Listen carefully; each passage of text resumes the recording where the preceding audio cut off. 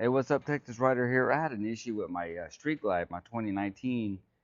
Basically, my running lights went out, but my brake lights were working and my turn signals on the left and the right side. I couldn't figure it out.